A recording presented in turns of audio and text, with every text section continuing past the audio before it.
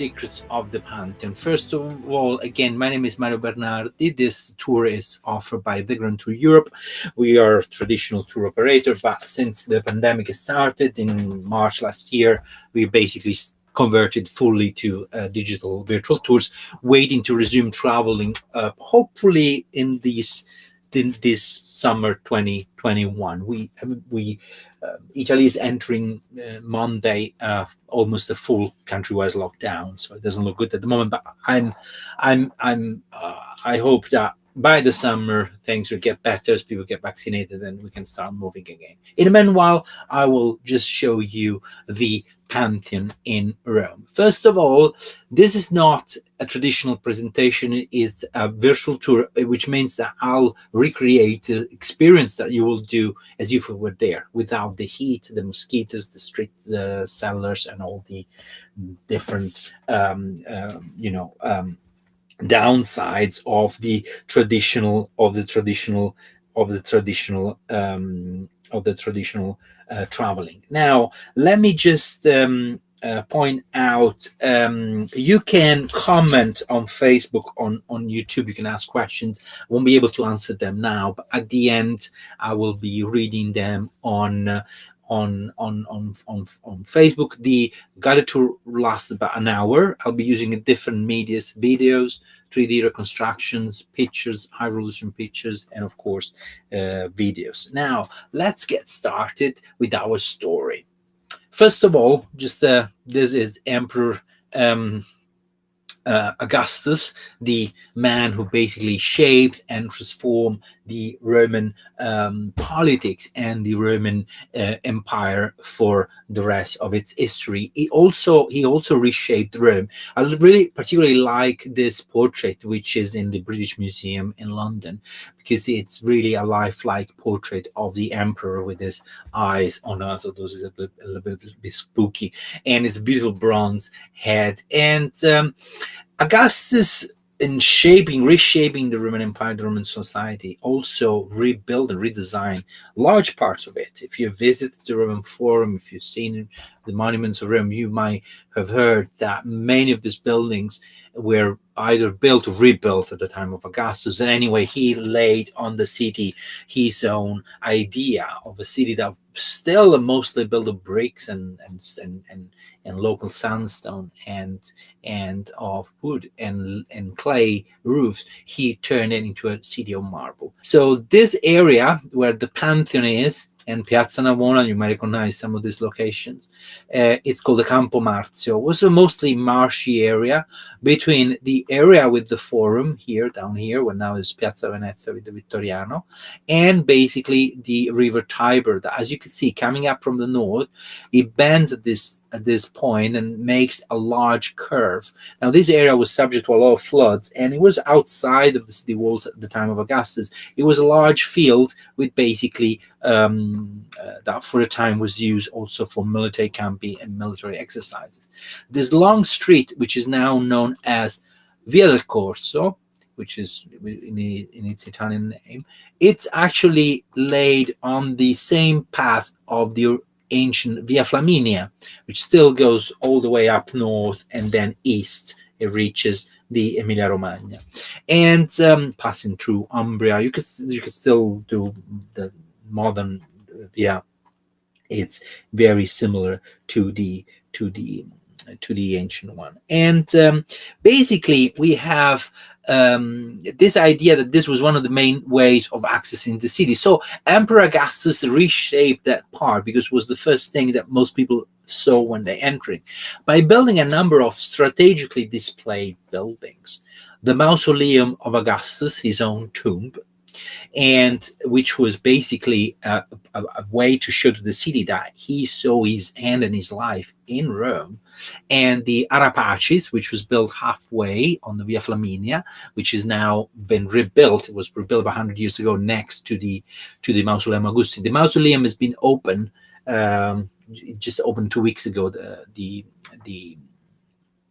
March the 1st to the public after 15 years being under restoration. Suddenly it has to shut down again, but it will be one of the things to see if you're interested in the Roman Empire and Augustus when you come back to Rome. And of course there was also a sundial, and the sundial is something that the Romans became kind of obsessed at some point with this idea. There were several in Rome.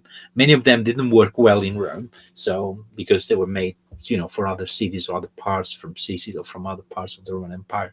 And then right at the bottom, where the aqueduct that was as well built at the time of Augustus, the Aqua Virgo, which is the one who, you know, fed most of this area, led to the Septa Iulia, which were a large meeting courtyard, and next the Pantheon.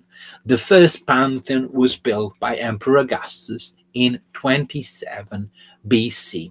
So this is how the Roman Empire looked at the time of Augustus. The yellow part, it's the part that the provinces, the parts of that belong to the Roman Empire at the time where Emperor Augustus took power. In 31st BC, he defeated his rival Mark Antony, which had this idea to move down to Egypt, and he was in love with Cleopatra, Cleo, and basically they were having this idea that the Roman Empire should look east, while Caesar, like his father, like Augustus, like his adopted father Julius Caesar, had saw the future in the empire mostly in the conquest of the northern provinces, which were for him basically easier to be conquered. Anyway, the green parts and also the pink part, they do represent all the expansion. So you can see that Augustus nearly doubled the size of the Roman Empire by submitting a large part of lands that were somehow related with Rome, but were not conquered yet. And of course, to celebrate this expansion and the very beginning basically of the Roman Empire as we intend it, and the beginning of almost of about 500 years of Roman Empire, he also built a number of temples, a number of buildings to celebrate all this power. This is another portrait of the emperor, a less spooky one, traditionally in marble and all white. I'm just now going to show you a detailed map. Basically, the area we're talking about is the area top left nearby the river, where you can see a number of buildings, including thermal baths that were built by Agrippa. Agrippa was Emperor Augustus' best friend. It was the head in chief of his army, and who became also one of the men who was designated to be his successor. Unfortunately, Agrippa died before this could happen. By the meanwhile, Augustus had already changed his mind. He wanted probably Marcellus to become his successor, but Marcellus died young. Anyway, in 27 BC, Agrippa was consul of Rome, which was the yearly elected governors. Every year, the Romans elected two kind of city governors. They were the equivalent of a city major, and it was a very important role because, of course, they were in charge of the life of the capital. At the same time, it was a great honor because they get to give the name to the year. So it basically that's one of the beginning of the forms of the calendar of the Romans. You could see in this map, this is a model which is in the Arapacis, this museum that celebrates the Emperor Augustus and the altar of peace, which was built in 14 BC. And on the left, you could see the Septa Iulia, this kind of white courtyard, and next to it, the sheer size of the Pantheon. Now, let's kind of immerse ourselves in the Pantheon with a drone. This drone video was filmed right at the beginning of the first lockdown in April last year, and you can actually see the Pantheon as it's basically so beautiful, and it is quite larger than the original. That everything that surrounds it, and you could see the dome, which is, as well, as I said, was the largest dome the Romans built, is 43 meters, 20 meters wide. It's over 120 feet wide, and the building is as tall as well. And you can see the beautiful promenade. And we're going to discover now basically the details and some of the hidden aspects of the Pantheon, including especially the part inside. Inside there are two different museums, not currently open to the public. I'm going to show you one of them, which is quite interesting. And let's go back to the presentation. I'll be using also a number of different medias. The Pantheon was dedicated not to one deity, but to the very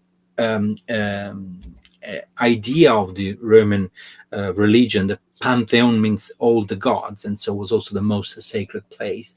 This is the portrait of Emperor Hadrian, about 150 years after Augustus. Hadrian was a great and highly cultivated emperor who basically rebuilt and redesigned the many monuments in Rome, including the Pantheon, which was highly restored or probably completely rebuilt by Emperor Hadrian. If we look at the facade of the Pantheon, we can actually go here. I'll be using a number of 3D pictures and a number of different images. When we are in the square, Piazza della Rotonda, as it's called today, you see these large letters. First of all, these letters are not the original ones. They have the original shape, but this was stripped off long ago, and they were redone maybe in the 1930s, at the beginning of the 20th century. And they were grooves, though, so they will be able to replace them. The other inscriptions, you can't see them in the picture, but there are several inscriptions that reflect different restoration. And then at the top, in the part of the triangle at the top, the tympan on the top, basically these holes, they would have been bas relief, then hooked with a number of nails on the top. The inscription reads, M. Agrippa, LF cos tertium fecit. Marco Agrippa, Lucius Filius, cos tertium fecit. So it's dedicated to Agrippa, who in 27 BC built the original Pantheon. But in the 19th century, studying the structure of the Pantheon, an architect called Beltrami found some bricks in a part that was believed to be structurally needed for the building to be supported. A number of clay bricks with seals and stamps dating back to the time of Hadrian. And he believed that those bricks could not be a restoration or a later repair, but they were in parts that they must have been put in place where the building was actually built. And I'm going to explore now the structure of the building. It's quite a complex one. And so they redated the monument to the time of Hadrian. We know that Hadrian restored that, but at that time they actually believed that the Pantheon built by Emperor Augustus must have been different than the one that we look today. And so Hadrian rebuilt in a larger scale with a giant dome and with that kind of large part. The area was not chosen by chance. The Pantheon of Augustus was built in a place where they believed that the King Romulus, the mythical founder of Rome, had been transformed into a god and ascended to the sky during a storm, deified, created into a god by the god Mars. You can see that the Pantheon has 8 columns on the facade and 8 more at the back. The first line, they are of gray granite, the one at the back of pink granite, except the first one on the left here, which is a replacement. It's a little shorter and thinner than the others, and this was replaced at some point because the original either collapsed or faded, or maybe, according to the historian Donofrio, Cesare Donofrio, that died a few years ago. I used to know him. He used to come to the Pantheon when I was working there every now and then. He had a library not far. It was one of the men who had one of the deepest knowledge of the facts, and especially the minor history of Rome. He was convinced that column was sent at some point to Constantinople during the end of the Roman Empire, in the late Empire, or soon after the late Empire. But it was an interesting kind of idea. Anyway, this one has been replaced and later on, and when the Pantheon was then during the Middle Age overbuilt. There were a number of other buildings around that partially blocked even the pronaos, even the part inside. The columns are monolithic one. They are one piece. They are 12.5 meters tall. They are on average about 17 tons of weight each. They were shipped all the way from Egypt to Rome. So, because of course, granite, this is the Egyptian granite. How did they do that? Well, as I always say, very carefully. I mean, they put them on large boats. Roman boats had a tonnage that went from at least 70 tons up to 350 tons. So 3 or 4 of them could fit in a large, on one of these large Roman ships at the time of the empire. Anyway, the building is impressive, and it's really, really large. It's of the scale that it was meant to impress. Even more at the time when it was built, because this was on a high podium. There were steps to access the structure. Now, if we go and see the cross section of the structure, there is a pronaos here. The figures that drawn here are not to scale because the columns are even higher. And then there is this complex roofing system. I will be talking about that later. And then the foundation are not represented here. Anyway, there is a deep and giant ring of concrete right beneath that supports all the weight of the structure. Remember that this was built in a marshy area. There's no rock underneath. It's just the thousands and millions of years of basically deposits from the river. And then the walls, they are about 6 meters thick, which is about 18 feet thick. And as you go on the top, the structure gets thinner and thinner. So basically the Pantheon has a dome that is designed to support the higher pressure. The higher you go, the more the structure, the walls tend to bend and to collapse on themselves. The building was designed, as many Roman buildings, according to a very precise mathematical proportion. In fact, the dome is 43 meters wide, just over 120 feet wide, and it's the width is the same as the height. So basically inside, we can inscribe a perfect sphere.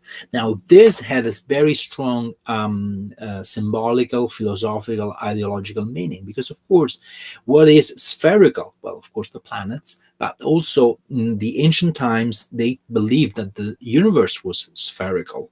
And there is a common mistake that, you know, the Romans or the ancients believed that the earth was flat, or where they weren't sure. No, they did not know that the earth was round, and they believed you couldn't go around for a number of reasons, but they did know that it was round. They even measured in the 5th century BC the width of the earth with a certain level of precision. They also knew that the planets were round, because if you look up, you can just see, and they even calculated basically with the very much accuracy also all the phases of the planets and the eclipses and all that kind of stuff. So they knew astronomy very well. So that is the width of the sphere inside of the structure. And so you can see that everything is designed according to a precise mathematical proportion. If we inscribe a square within the width of the circle of the dome, we have basically the half of the same distance that goes from the square itself to the pronaos. So everything was designed and made according to a very precise mathematical proportion, and that's why it's so pleasing to look at it. They discovered that if you design things precisely geometrically in a very accurate way, then you basically have this precision. And the Pantheon, like the Orologium Augusti, like the many sundials, was also used as a system to measure and check the calendar and the precession of the equinox. It is basically, there are two phenomena which are still can still be observed today. One is the fact that the instead of having, like in the sundial, the sun casting a shadow on the floor when you can just mark. In this case, there is a rays of light that enter from the ceiling and marks, of course, the winter solstice and the equinox and the other parts. Of course, in the equinox is right at the center, and then in the summer solstice, it basically comes down halfway on the floor. But there's also two other phenomena which are really, really interesting, and especially the fact that the Pantheon enlights the archway above the door perfectly on the birthday of Rome. The Dies Natalis meant the creation of the city of Rome, the 21st of April, which was done to a level of precision which is really impressive. Now, last year, one of the good things of the lockdown was that the Pantheon was closed and empty, so they could film this. This has been made by the the Italian Ministry of Culture. That 753 BC is the anniversary of the foundation of Rome, the year of the foundation of Rome. 753 BC, 21st of April, which is the birthday of Rome. And this is a video that's been made to show that the light just goes straight onto lighting up those marble arch right above, and it lights perfectly, and then you can see perfectly the door, so it's right center on the door, which is something really, really, really, really unique. So it just at noon, which is because of the daylight saving, it's one.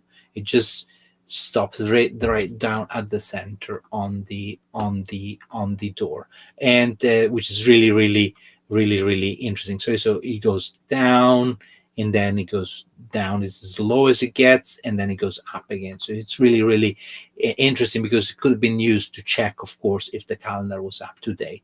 And this is the cross section of the structure. So the walls are full of hollow spaces, and in some of these hollow spaces there are staircases, there are rooms, there's a number of things. Of course, none of this is accessible to the public, but I will take you there with the digital presentation shortly to show you a small museum. And this is how it could have looked like. So I told you that the letters have been replaced. When Hadrian rebuilt the Pantheon, he wanted the letters of Agrippa be put back there. If he completely rebuilt that, as the archaeologists believe, there would have been statues in the large niches at the entrance and statues inside of gods. They're all gone, so we don't really know exactly what was there, if there was a statue of Caesar or what other statues there were there. Anyway, there are inside the structure 7 main chapels and 8 smaller shrines. So probably for comparison, this would have been like how the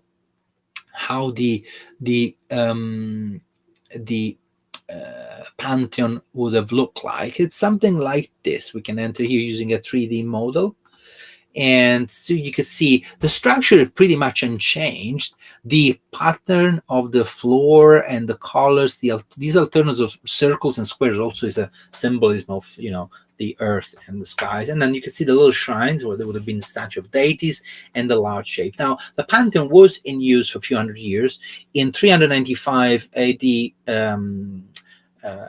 Emperor Theodoricus declared the Christianism the only religion allowed in the empire. The Colosseum, the Pantheon was closed, and as you can see, the oculus, the hole at the top, and basically the beautiful large space. So the Pantheon was one of its kind because people were allowed inside. The surface is about 2,000 square meters. On the one roof, it's pretty remarkable large room, and they had ceremonies and sacrifices and other rites inside. As I said, at the end of 4th century, creationism was the only religion allowed in the Roman Empire. So all the pagans were banned, the statues were destroyed, and in some parts of the empire, the pagans were even persecuted.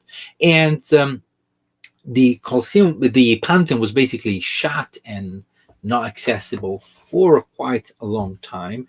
In 609 AD, the Emperor Augustus, which was the emperor of Byzantium after the Byzantine had reclaimed part of central Italy, establishing a temporary rule in central Italy, reclaiming the ancient capital of Rome from the 6th till the 8th century AD. So there was this small part called Esarcato.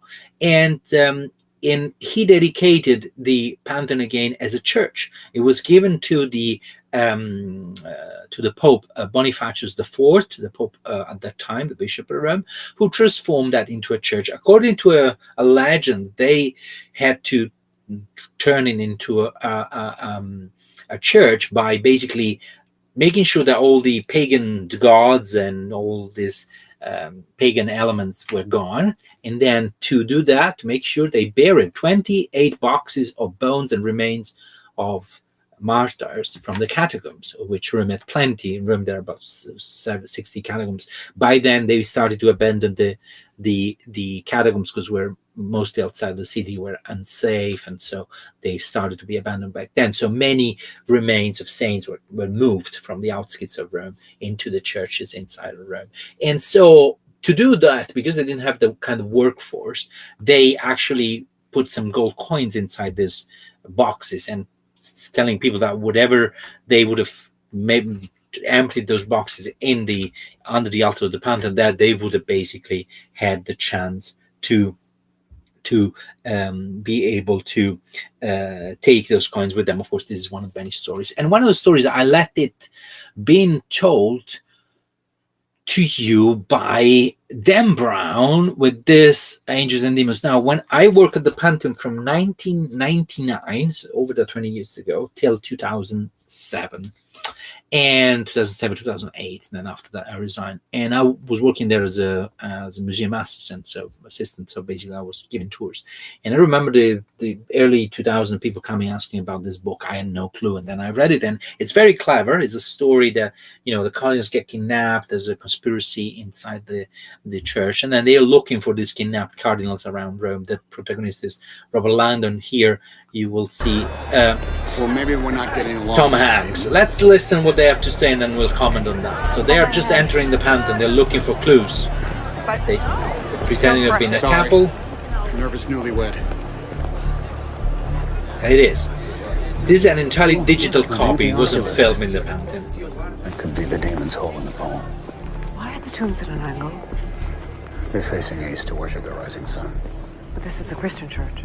New religions often adopt the existing customs and holidays to make conversion less of a shock. Like the 25th of December, it's the pagan celebration of the unconquered sun and also makes a handy date for the birth of Christ. Let's check the recesses. I'll go to the right. I'll meet you in 180 degrees. Follow me, please. Now, the Pantheon, which means Temple of All Gods, was originally built as a temple to all the gods of ancient Rome in 27 BC. Although the design of the building is usually credited to Apollodorus of Damascus, some believe that Robert! was its chief architect. Robert! It's Raphael's tomb, but it's the wrong one. What are you talking about? It was moved here in 1759, a century after the diagram was published. Where was he originally buried? Urbino, I think. Santi's earthly tomb. What could it possibly be Santi's earthly tomb? Damn it! Santi's tomb. It must mean a chapel that he built. He's not buried in it, he designed it. The demon's hole. It's not an oculus.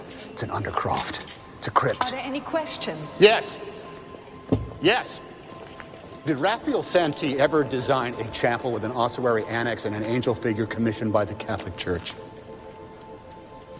I'm sorry, I can only think of one. One is good. And then, of course, they're looking for the one place where the cardinals is kidnapped. I really like the way that Dan Brown, although most of it is just made up, he basically is able to create this kind of very intriguing thriller, which is using basically historical episodes. The Pantheon is real. Most of the things they says is real. It's just that, for example, Raphael was buried at the Pantheon when he died. It wasn't moved there in the 18th century, as it says there. So this is how the Pantheon would look like, and probably there wasn't illegal. There was probably kind of a more like a frieze, a metal frieze that was then stripped off, leaving hundreds of holes on the tympan. And this is the cross section. You could see the columns, the statues, the quality and the level, all marbles. This was a monument to state the fact that Augustus wanted to and later also similar motivations were the ones by Hadrian, recreate a place of worship to reconnect the ancient deities with the myth of the foundation of Rome, to create a story. We always are told in school and university that the winners, they write the story. They are the ones who tell the story, history. They are the ones who, describe history. So only the winners do that and not the losers, which is somehow is true for example, for the Romans who conquered the barbarians. We don't have accounts of the wars, for example, the wars of Caesar written by the barbarians. But for most of history, that is not true, because we also had accounts written by the people who were defeated or conquered. But I always thought that is not the point. The point is that very often the people who wins is the people who have the best story to tell, who have the best vision, who have the grandest way to propose themselves, as the ones that will do the best for the people, and hence they get support of the people. And Augustus surely believed in that. In fact, invest so much in buildings, but also in poets, in artists who could sing whatever was his history, his background, and also his vision of the future. The vision was that he could bring back the original wealth and richness and the moral qualities that made Rome great. So his whole idea, the idea of rebuilding this Pantheon, this temple dedicated to all the gods in such a beautiful shape and with all marbles and statues, it was the idea that he wanted to basically keep with that promise, with this idea to making Rome great. And this is some of the digital pictures that basically represent how the Pantheon was like, and you can see here. And then again, the rays of light basically coming from the oculus. The oculus is about 9 meters wide, so it's again about 30 feet wide, and 18 feet wide, and it's more or less as big as a bus, and it's wide open. Hence, it rains inside. There is a sort of effect. Sometimes outside you won't see the rain, but it rains in. There's a drainage system with a number of holes that collect the waters. Of course, the thick marble is not, or the floor is not affected. This is 18th century painting, one of the visitors climbing on the dome on the oculus. Dan Brown wrote that the oculus was the demon's hole. In the Middle Ages, there was this legend, and when the Pantheon was transformed from monument, from a pagan temple into a church, the devil was inside, locked up, and then when they turned into a church with this bone of martyrs, he escaped through the roof, making a hole. Of course, in the Middle Ages and the Renaissance still, they couldn't figure out why they left a hole open, and it's still a good question today. Why did they left a hole open? And the reason for that is that the hole, and we can just fly around now more around the Pantheon, was left mostly for structural reason. They knew that there was a weight pulling down the structure as you go higher and higher and further from the parts where the monument is basically anchored. Of course, the forces pull down, and this is a vectorial force, so it gets multiplied by the height and the distance and the weight. So, as you get higher, it gets to a point when the material breaks. So to avoid that, they had to take a number of measures. And first of all, the dome outside looks smaller than the inside. This is because there is the last part from this frame here to the top that basically is a kind of containing part to prevent the dome to basically open on the sides at the bottom. And then as you go up, the dome gets thinner and thinner and lighter, built with lighter and lighter materials. So it goes thinner up to probably just under a meter or around a meter of thickness. And the dome was covered with bronze, gilded bronze, so it looked like gold in the past.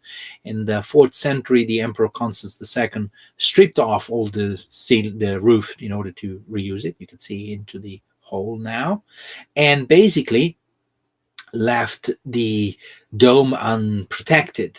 Likely in the 7th century, then when it was given to the church, the the bronze covering was replaced with lead, which is now still there. The lead covering has been replaced and restored and refurbished several times, and now visitors are not allowed to the dome. I myself have been up there a few times. You can see it's covered with, of course, birds, poop, and a few other things. But the view from there is really amazing, really, really impressive. Now we're actually going inside from the top. It looks like this is how it feels being a seagull. There's even a seagull down there. It's the kingdom of the seagulls now, as you can see. Looks like a Jackson Pollock painting, an action painting on the side, and you can see the ceiling. So it's 43 meters high from here, and there was a restoration that was done about 12 years ago of the dome, a giant scaffolding that was turning every few weeks to allow to reach the ceiling. I have been able also to go on that scaffolding for a few times. It was really, really, really impressive. You see how small the people are in the center, and you can see how perfect is the pattern. At the center, there's a big round part in porphyry with holes and drainage as well. The drainage was built there of the original Pantheon, so it did rain also back in the Roman times. There's a lot of people insisting that it doesn't rain inside, but it does, I can assure you. And it's only that because of how the light hits the rain, you might not see it at some point, and because of the hot air tends to go up, the water gets somehow like in an engine, it gets basically pulverized a little bit, but it's still the same. There are people who are allowed to go on the ceiling. I just lost the original on the roof once a year, and they are the fire brigades. So as I said, the Pantheon is a church, was transformed into a church. It's still today a working church, although it's owned by the Italian government, but it's still serviced by a church. They have a service every Sunday, and they have also main service. And also they have recreated about 20 years ago some traditions that were done in the Middle Ages. One of them was to bring down the statue bring up the statue of the Virgin Mary, August 15, which is the Ascension Day, where the Virgin Mary statue was ascending from the keyhole, which was the church was dedicated to the Virgin Mary and all the marches. So, and also there's another celebration that you could see here during the Pentecost. So it happens in June, where they throw thousands and thousands of rose petals through the hole, symbolizing basically the descent of the Holy Ghost, the Pentecost, on the disciples. So after the 40 days after the resurrection of the Christ, the Holy Ghost descended upon the disciples and the Virgin Mary, allowed them to speak every language and to basically reach every corner of the world to annunciate the gospel. Now, this is the fire brigades, which are now in charge of going up there and bringing down the several packs of rose petals. Now, this tradition was stopped for probably over 100 years or more, from at least the 19th century. And in the late 1990s or beginning of 2000, there was Monsignor Tedesco, which was originally from Giffoni Vallepiana, who was the father in charge. This is the staircase that goes actually on the dome. And this is actually the dome. You can see an amazing view there. And of course, you must not be afraid of heights because there's no parapet, no nothing. And this is, you see how wide, how big is the keyhole. There's the hole at the top of the oculus. And then you can see that they just have these petals. The petals are provided by the birthplace of Monsignor Tedesco, which is the Giffoni Vallepiana, beautiful place in Campania. It's just about an hour southern of Naples. It's a lovely place. They also have a film festival there. And so you can see these guys once a year, they go up there and they do that. Of course, might be a while before they were able to do it again, but it's a very, very beautiful thing. This is just an interview. It's very beautiful. This being there, I've been to maybe 6 or 7 of them. It's really beautiful. It's a big crowd. You need to get there early, but it's really a beautiful effect. It's a beautiful thing. Let's see a little bit more of the history of the monument. First of all, as I said, the monument is designed according to a precise mathematical proportion. You can see the basically the sessione aurea, as we say in Italian, basically the golden proportion being used in order to design the entire place. There are a number of questions about the fact that has basically the tympano, he has a double one here, so basically the structural part of the design of the pronaos has this kind of repetition, but this, it all makes sense if you look at it in not in the functional space but in the sense of the symbolism and the basically the proportion of the building, you know, that it's very precise, and you can see also the length and the size. This is really a phenomenal building, which is really the key to understanding what architecture was for the Romans. And here you can see, we don't really know how they built the dome. Of course, the dome was a concrete cast that was made on place using cranes and other materials. We know that the concrete and the walls, they have made of different materials using bricks and different type of cements. But as you go on the top, the dome gets lighter and lighter. They probably use a giant scaffolding, not like this one, but maybe probably a different one. But they did use a kind of molding principle. And then you can see that inside the dome, the different materials from the tufa to the bricks, and then on the very top, the pumice. Pumice is a stone that is so light that even floats on water. It's also usually used in the baths too as a scrub. I mean, we still use it nowadays. So basically, it was the filling that could basically sustain this movement that tended to collapse. Of course, with the Middle Ages, the Pantheon that was still being used as a church for all these centuries started more or less to be abandoned. There were buildings built. The constant floods of the river and other damages basically made the level of the streets rising, bearing the podium, the steps on top of the Pantheon was built. So back in the Roman times, it was higher than the street level than it is nowadays. Nowadays, it's a little below the street level. We have to walk down a little bit in order to enter it. And a bell tower was built that was then replaced in the 17th century by Gian Lorenzo Bernini with two little bell towers on the side. It was only in the 19th century then they started, at the beginning of the 19th century, to free the Pantheon from the other buildings and the houses. At some point in the Middle Age, there were even people living underneath the Prono. You could see in this picture on the left, the houses right next to it. So it was not isolated. It was only in the 19th century that they basically isolated the building from all the surroundings. This is the giant door, which is also a masterpiece. It's one of the only 3 sets of Roman doors known to have survived since the Roman times. The first one is the one of the Curia in the Roman Forum, which is now, it was moved in the Renaissance to be used as the doors of the Basilica of St. John's in Rome, St. John in Latran. And the other set are, again, in the Roman Forum, as the so-called Temple of Romulus, right on the Via Sacra, right in the center of the Roman Forum. And the other one is the one of the Pantheon, which is possibly dating back to the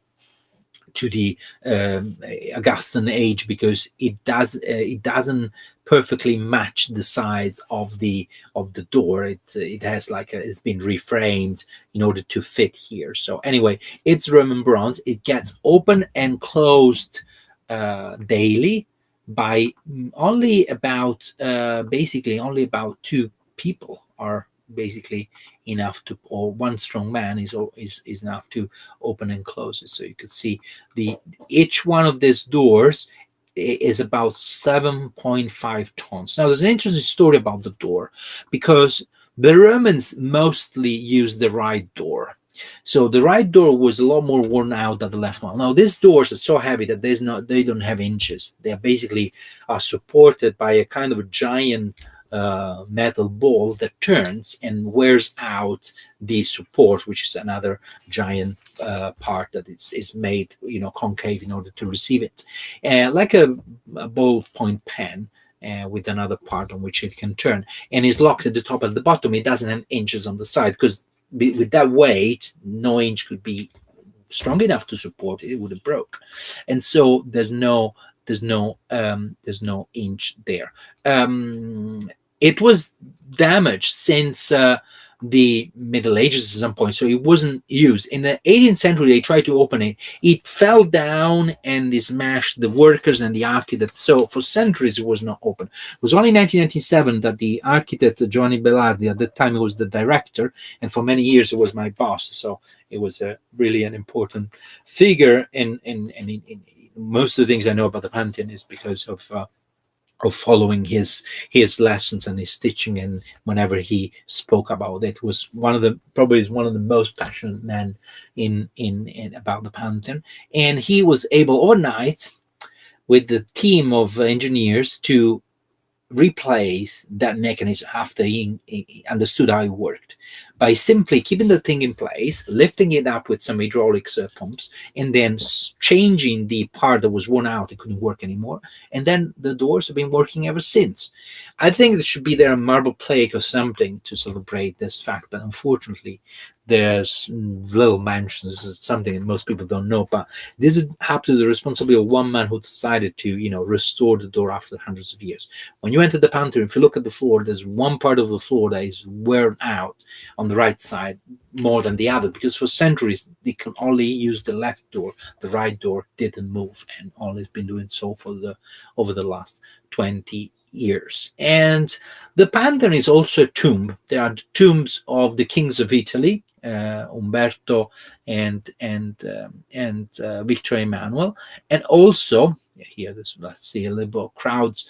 Since most people, we always complain about crowds and over tourism where we travel. I bet people won't be complaining for a while about that. So this is the tomb of Victor Emmanuel II, Padre della Patria, the father of the country, who was the one who brought Italy together in between 1860 and 1870. And this is the main altar. Now, the altar inside the marbles, most of them have been replaced. The columns are still the original ones, but these were of a different color originally. The columns were white, and they were of a marble called Pavonazzetto.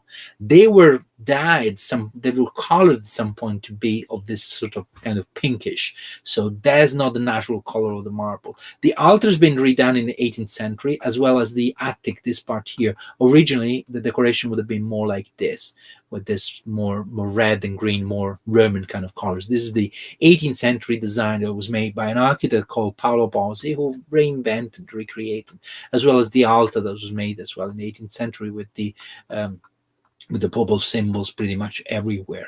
The Pantheon was used as a tomb starting from the Middle Ages. There are older tombs, and in the Renaissance as well, it was used as a tomb. It became a popular place where to bury artists, and the most famous of them, that was mentioned before by Dan Brown, is of course Raphael, which is buried here in this shrine, which has a statue, the Madonna del Sasso, made by Lorenzetto. This is Rafael Bast.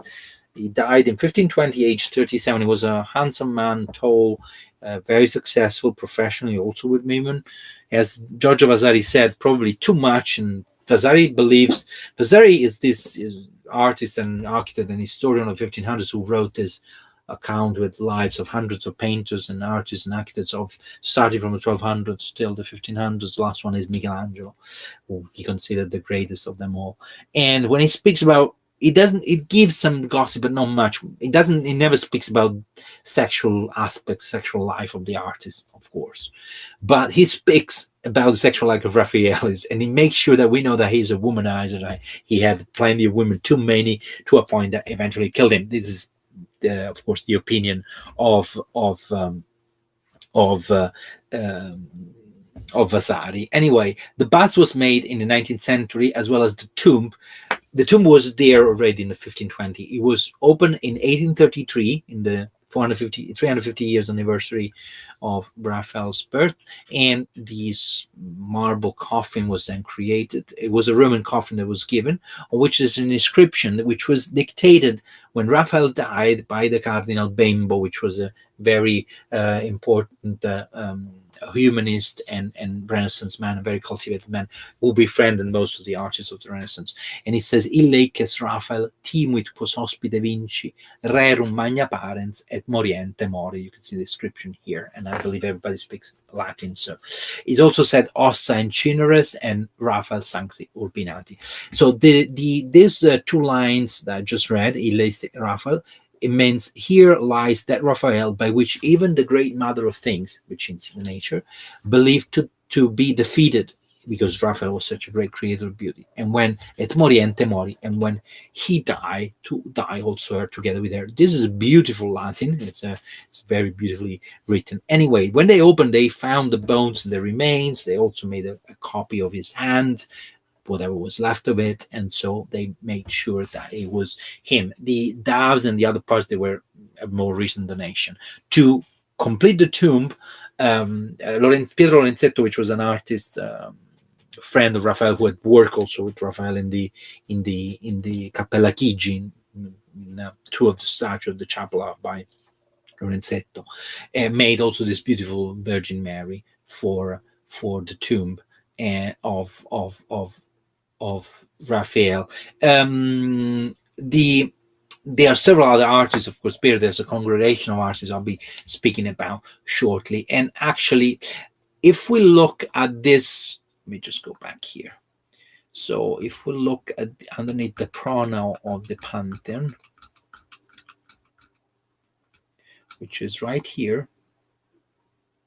So this is the giant columns here. This is the ceiling, and on the left right here there's a door that goes into the steps that the firemen climb to get to the dome. Halfway up there's a number of rooms. These rooms are in the use of this pontifical academy, Pontificia Insignia Accademia di Belle Arti e Lettere dei Virtuosi del Pantheon. In the 16th century, a father called Giovanni Terrasanta bought back a box of land, of dirt from the Holy Land, and created a congregation there at the Pantheon, which then became a sort of a congregation of artists. So because St. Joseph was basically a joiner, was basically an artisan, then all the artists, as kind of very skilled intellectual artisans, they basically created this. And this was the very first of its kind that allowed artists from different association, different means to be together for the first time. Now, in the Pantheon building, this academy which creates prizes, and in the 17th century they had the exhibitions in the pronaos. They made a kind of display of art, like in the in the Temple of the Muses in ancient Athens, so in ancient Greek times. This idea that the artists could become the best if they compete to each other. So if you walk through these steps, you arrived here. There's a door which is always locked. I myself, I worked there nearly a decade. I only been in there twice physically because it's closed and the academia doesn't let anyone in. So this is a very special occasion. Thanks to the academia, we have this digital model that you can actually see. The artists were basically the greatest architects, painters, musicians, sculpture, that they were appointed to be part of that. The academia is still existing. There are several artists and musicians that are part of it. The main offices are now by the Vatican. They also have a small collection there, but most of the historical museums is being left in these rooms. We are right basically inside the pronaos of the Pantheon. We are inside the walls of the Pantheon. This is one of the very many rooms that there's also a chapel that they have in the different part, a full-side chapel, and some of these rooms even have a window that looks inside of the Colosseum, at least two of them. And you could see here, this is the bust of Pietro Tenerani, one of the followers of Antonio Canova, neoclassicist artist. Most of the artifacts that you see here, they're actually 18th, 19th century. And we could see one thing that the artists had to do in order to give entering the academia was to give a sample of their art, whether it was a portrait of a small painting, a religious painting. These are mostly, as I said, 18th, 19th century. So they're most recent, but they're very, very beautiful by many artists who work there. I show you a couple, of course, mostly neoclassical, and there is Valadier. It's over there, down there. So basically, let me go just down here. No, sorry, this is where we came from. This you can see. These are the original Roman bricks. This is the original apse, and we can get here. So this is the number of popes. This at the top is Giovanni Terrasanta, is the founding father of the Academy and the congregation. There's an altar dedicated to them. And then there's all the popes that were basically supporting Paul III, which was the one that first gave the permission for this academy to be established. And then, of course, there's this is the chairs that would have been used during their meetings. And of course, there are some of these artists, they are wearing this one here, for example, this Paint de Paris. Most of them are minor Roman artists. They had a uniform. This outfit is actually the official uniform that they had as member of that academy, that they wore in the official meetings and function. And up here, this guy here is Giuseppe Valadier. Is the artist who designed Piazza del Popolo. He was a member of the Accademia. He lived in Rome a long time, and he worked. His father was a watchmaker. So, and Valadier was designed the square. This is actually with the project of the Piazza del Popolo and the Trident here that you could see underneath. So it's one of the most notable ones. It's here. There's several others, but they're mostly this one. And then, of course, it's an amazing place. Of course, there's a number. These are all plasters and models and bas reliefs, and you see more portraits going down this to the basically 19th century. And in the other room down here, there is, of course, a bust of Raphael. Now, the Pantheon at some point got filled with busts of different artists and people, but they were eventually old. Moved to the Protomoteca Capitolina because at some point there were too much, and they wanted to bring it back in the 19th century to the original bare Roman structure. So they left, of course, they left the altars. But when, for example, in the 19th century, the Pantheon was used for the tombs of the kings, a couple of chapels were dismantled. Now, there is another museum which is on the opposite side of the Pantheon. It's right at the back. If we get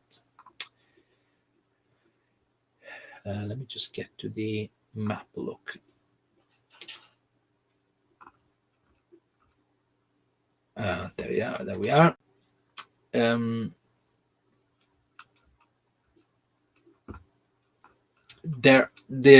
As we saw before, there were the thermal baths of Agrippa right at the back, and there is still a construction here, which is known as the Basilica of Neptune, and the baths of Agrippa would have been in this area here. So there's still, and there's basically the sacristy.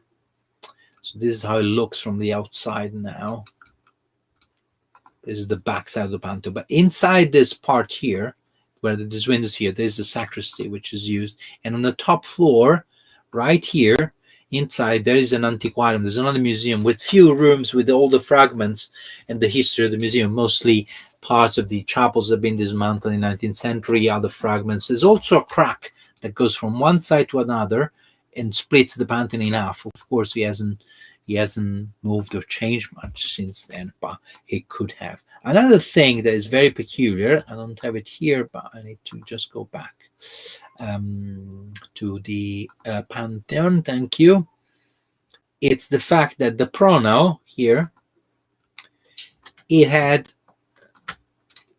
basically, if we can drop in like this, let's drop in now.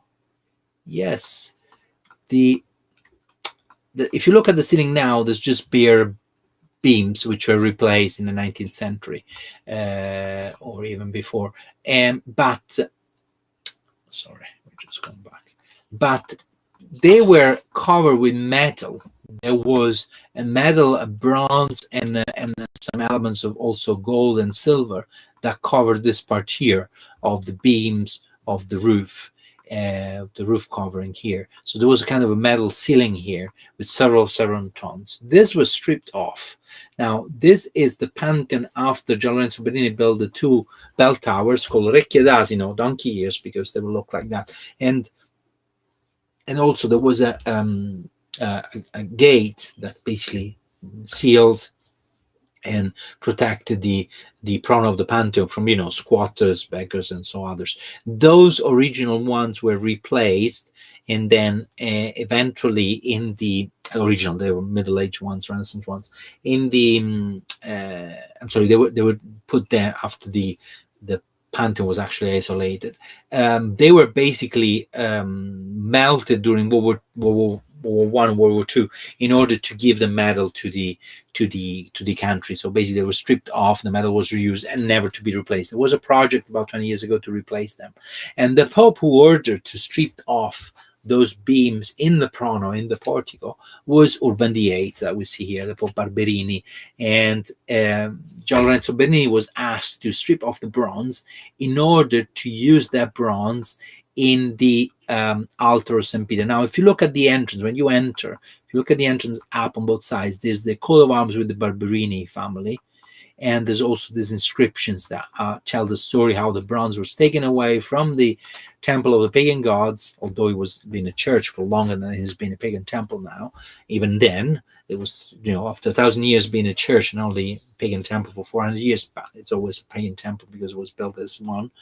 It was basically stripped off of the pagan temple, the bronze, and used to create the altar of St. Peter's Basilica, the large bronze canopy which stands at the center of the Basilica of St. Peter, was done by Gian Lorenzo Bernini around 1630.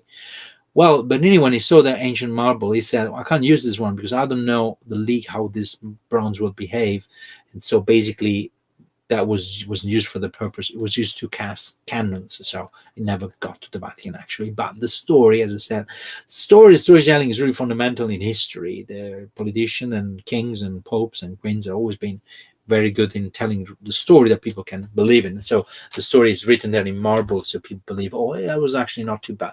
But the Roman people didn't really like the fact that such an ancient Roman monument, of which they were very proud and so well preserved, was stripped off of its bronze and its dignity at some point. So they complained by creating a pasquinata, which was a kind of a satirical component, in which they said, quod non fecerunt barbari fecerunt barberini. What the barbarians didn't do, because they spared the Pantheon. Apparently, when Alaricus with the barbarians in the 5th century looted Rome, they were so overwhelmed with the beauty and the greatness of the Pantheon that they decided to spare it and to leave it as it was. So it was left untouched. But of course, not later on. The church didn't really think twice before stripping it off of the bronze. And so what the barbarians didn't do, the Barberini did, playing on the similar sound of the name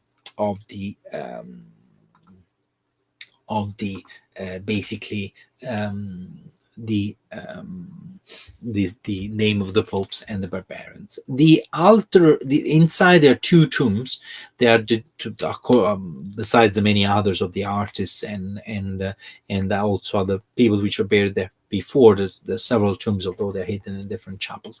There's also the tomb of King Victor Emmanuel, which was buried there in 1878, and his son Umberto I. Umberto was the king that was shot in 1900 by an anarchist in Monza near Milan, and it was a very difficult times for Italy at that time. Let me just go back on the Pantheon so we can back.